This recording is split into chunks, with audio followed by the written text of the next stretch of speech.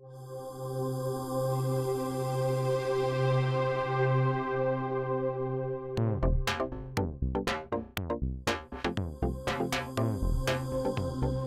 l'épisode précédent, on a vu l'importance du choix d'un endroit pour faire notre session de photo, que ce soit à la maison, chez Geneviève qui est avec nous, ou encore en studio, comme ici, ce qui est enfin l'idéal.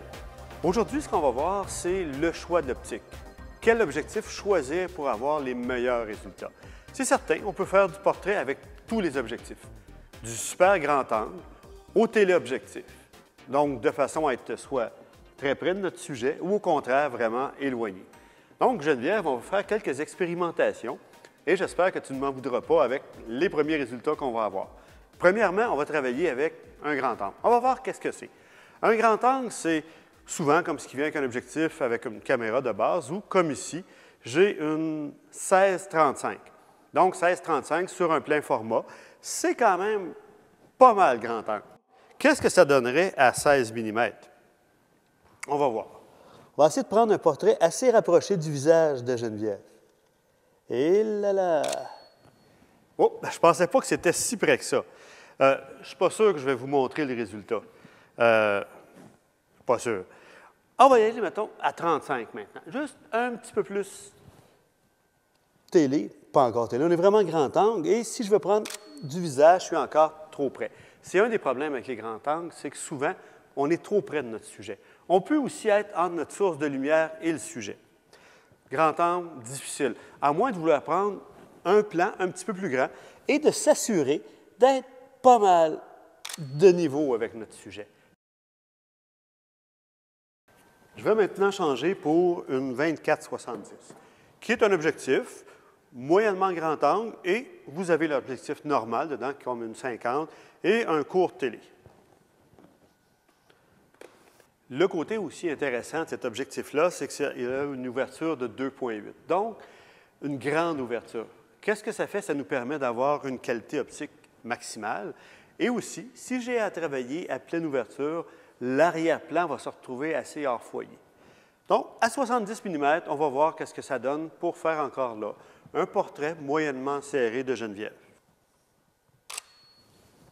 Ouais. Là, ça devient intéressant. Parce que, vous voyez, j'ai une distance raisonnable avec mon sujet, environ 1,5 m. Ce qui fait que la personne va être confortable pour se faire photographier.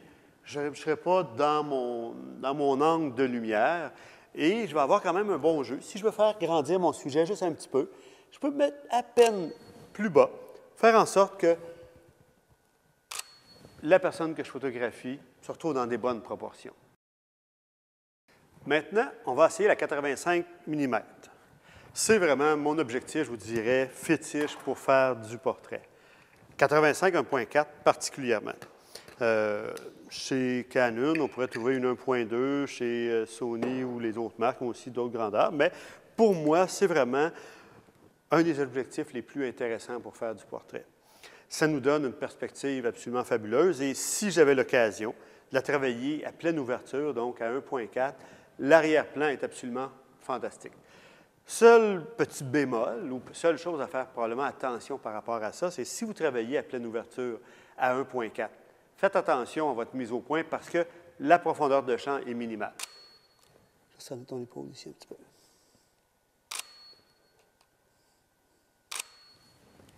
Ce qui devient intéressant aussi, lorsqu'on travaille avec une focale fixe, souvent c'est la distance minimum de mise au point qui est un petit peu plus rapprochée qu'avec un zoom. L'autre chose aussi, c'est que si vous travaillez régulièrement avec le même optique, ce qui va se passer, c'est que vous allez connaître sa particularité. Vous allez connaître le feeling, la compression que ça va donner. Ce que souvent, avec un zoom, on perd. Une 105, ce que ça fait, focale un petit peu plus longue que la 85. Donc, pour une perspective, dans un plein format, souvent un petit peu plus agréable. Chez Canon, on retrouve aussi la 135 f2 qui est vraiment magnifique. J'aime bien les focales fixes pour faire du portrait. Vous allez voir, ma distance est un petit peu plus longue.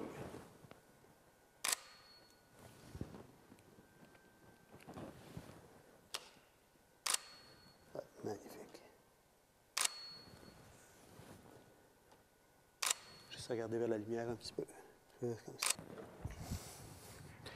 Le choix d'une 70-200, pour moi, est probablement l'objectif idéal pour faire du portrait. Parce que, principalement, je suis en plein format. Parce que c'est la qualité optique optimale. 2.8 pour avoir une luminosité facile pour la mise au point et aussi pour des résultats absolument fabuleux. Entre 70 et 200, ce que ça fait, c'est que ça me permet de faire des portraits serrés du visage de Geneviève ou encore de prendre des plans mi-taille. Vraiment flexible. Si vous le trouvez trop lourd, il y a toujours la possibilité d'avoir des objectifs chez certaines marques f4. Ou encore, si vous ne travaillez pas en plein format, Sigma font un magnifique 50-150 2.8 aussi, beaucoup plus petit, plus léger.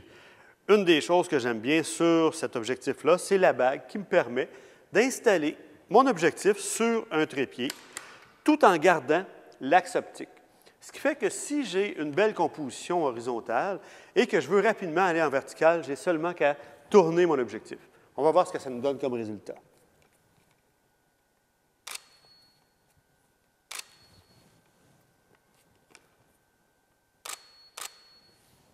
Donc, vous voyez, très flexible. La qualité optique de cette optique-là est vraiment parfaite pour faire du portrait, de la nature, du sport, un peu de tout. Et c'est pourquoi, parfois, on doit utiliser un filtre de diffusion juste pour adoucir un petit peu notre image. Un filtre de diffusion, on le place en avant de notre optique.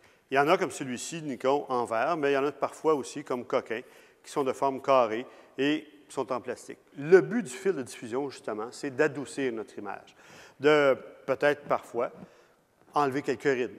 Évidemment, pas sur Geneviève, mais si j'avais à faire des autoportraits, mettons. Ce qu'il faut remarquer aussi, c'est que le filtre d'adoucissement enlève aussi un peu de contraste. C'est pour ça, souvent, qu'on va l'utiliser soit en mariage, en photographie de charme, de nu.